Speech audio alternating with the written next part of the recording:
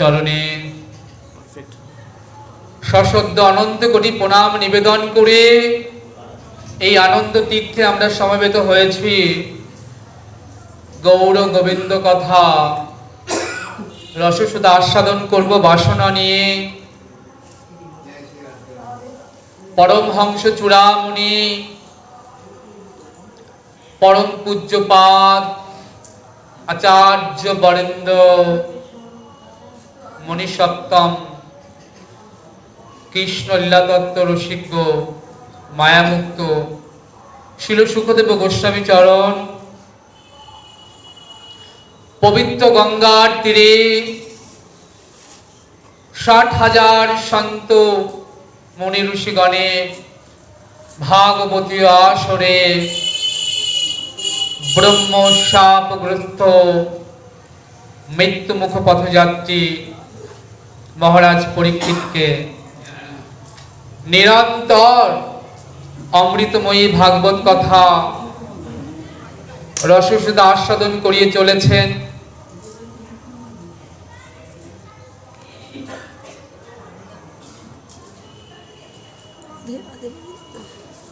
পুণ্যভূমি শ্রী বিষ্ণু ক্ষেত্র নৈমিষারণ্য স্বর্গাদি ঋষিগণ মহর্ষি সুতের নিকট আজ নিরন্তর অমৃতময়ী ভাগবত কথা হরি কথা শ্রবণ করছেন। হরি কথা মানে হরি বিষয়ক কথা, যে কথার বিষয়বস্তু কেবল শ্রীহরি, আন কথা বলবো না, আন কথা শুনবো না, সকলই কহিব কেবল পরমার্থ। আমার সারাটি জীবন ধরে আমাদের আন কথা বলে বলে এই জীবনটা কেটে গেল। আজ হরিবাসরে এসেও যদি আমরা আন কথা বলি,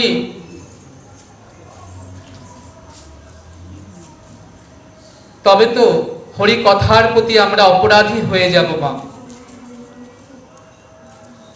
তাই মহাজন বললেন, অমনে কেন বা আনিলি ভাবে, এমনও দুর্লভ মানব জন্ম পাইয়া, হরি না ভজিলি মানুষ হইবি কবে। দিবস রজনী আবল তাবল কত না পাচাল পারো, অমন শত কথার মাঝে একটি বারো কি তুমি হরি বলিতে নারো।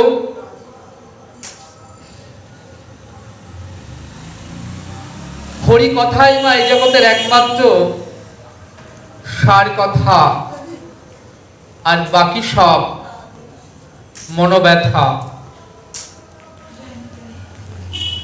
একবার যদি তুমি হরি বলো না বদন ভরে, যদি একবার দুটি বাহু তুলে বলো হরি বল, নিতাই গৌর হরি বল, দেখবে হরি এসে দাঁড়াবে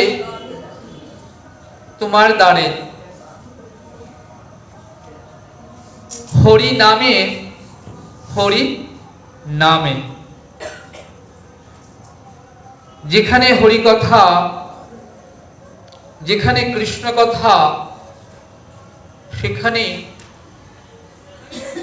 হরি সাক্ষাৎ বিরাজিত থাকেন। সেই প্রসঙ্গরূপ হরিকে, ভাগবত রূপ হরিকে, হরি কথারূপ হরিকে সঙ্গ করাই হরিবাসর, হরি কথা।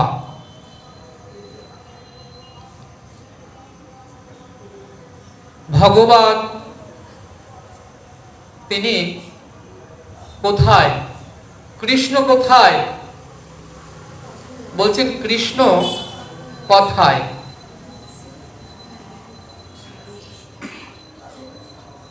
সেই ভগবানের যে রসময় মূর্তি, সেই রসকে শিল সুখদেব গোস্বামী চরণ আকণ্ঠ ভরে পান করেছেন।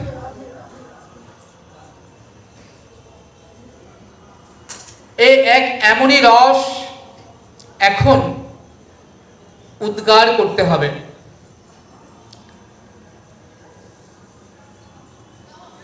জাগতিক জগতে এটা রস নয়। জাগতিক জগতে আকণ্ঠ ভরে কেউ যদি আমরা পান করি তাহলে কি করতে হয় মা? উদ্গার করতে হয়। কিন্তু এই অপ্রাকৃত জগতের চিন্ময় রস এখন ছিল সুখদেব গোস্বামী পাদ, তিনি আকণ্ঠ ভরে ভাগবত রসকে পান করেছেন। এখন উদ্গার করতে হবে, তাহলে তো যত্রতত্র উদ্গার করা যাবে না। যদি বলি তিনি যে রস পান করেছেন সেটা রস, তাহলে উদ্গার করতে হলে চাই যোগ্য পাত্র।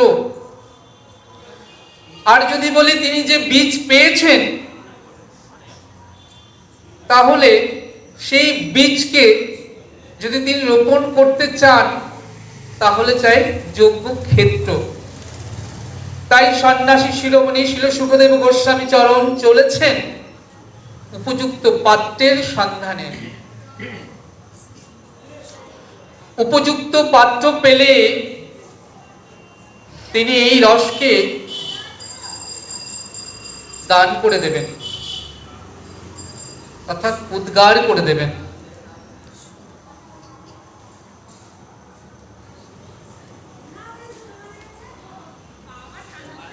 তাই শিল সুখদেব গোস্বামী চরণ চলেছেন উপযুক্ত পাত্রের সন্ধানে। এদিকে মহারাজ পরীক্ষিত তিনি ব্রহ্মশাপ গ্রস্ত হয়েছেন।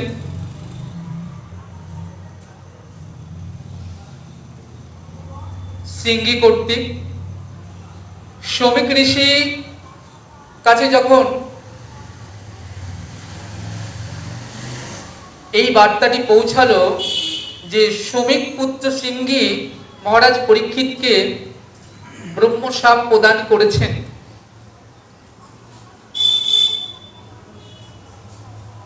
শমিক ঋষি বললেন অন্তত যাকে ব্রহ্মশাপ প্রদান করা হয়েছে তাকে এই বার্তাটি জানিয়ে দেওয়া আসা হোক যে তার জীবনের পরমায়ু মাত্র 7 দিন 7 রাত্রি।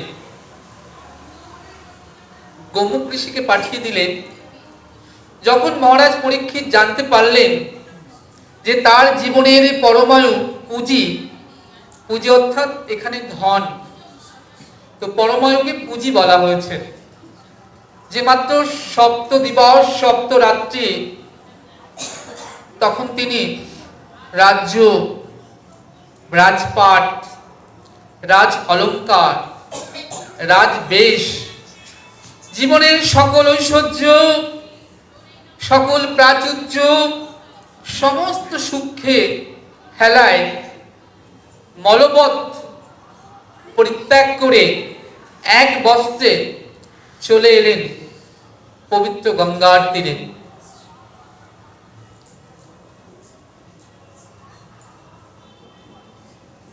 আজ মহারাজ পরীক্ষিতের অন্তরটি যেন খা খা করছে। তিনি চিন্তা করছেন যে আমার তো ভক্ত বংশে জন্ম হয়েছে, অর্জুন পুত্র মহারাজ পরীক্ষিত,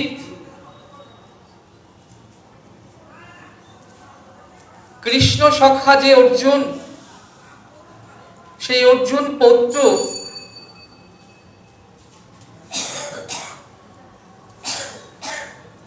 আমার পূর্বপুরুষ যারা ছিলেন আমার কুলে, আমার বংশে,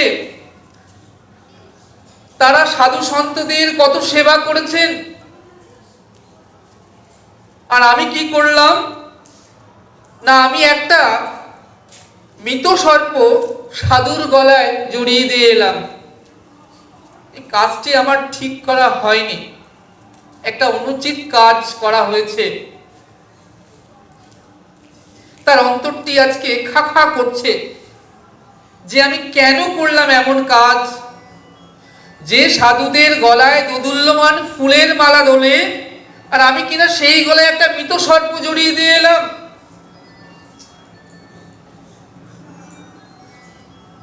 আর যিনি ভূমিতে বসে নিত্যলীলা দর্শন করেন, এহেন সাধু।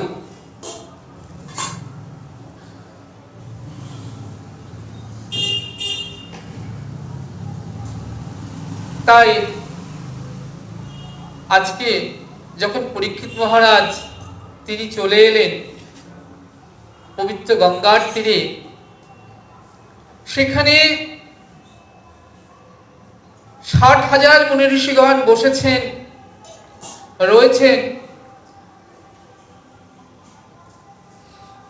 সৌর যারা সূর্যের উপাসনা করেন, রয়েছেন শৈব যারা শিবের উপাসনা করেন, রয়েছেন শাক্ত যারা মায়ের উপাসনা করেন, রয়েছে গণপত্য যারা গণেশজির উপাসনা করেন, রয়েছেন যারা আত্মানন্দে বিভোর হয়ে থাকেন। সেখানে বহু সম্প্রদায়ের হাজার হাজার সাধু মুনি ঋষি ভক্ত বৈষ্ণব, তারা মহারাজ পরীক্ষিতকে দেখে বললেন, কেমন করে হলো এই ঘটনা, কিভাবে আপনি ব্রহ্মশাপগ্রস্ত হলেন? মহারাজ পরীক্ষিত বললেন, কেমন ভাবে হলাম, কিভাবে হলাম, এসব প্রশ্ন করো না আমায়। যদি আমাকে কিছু বলতেই চাও, কহ তো কৃষ্ণ কথা। আমি যে কথা শুনবার জন্য এসেছি এখানে, আমাকে শুধু সেই কৃষ্ণ কথাই আস্বাদন করাও।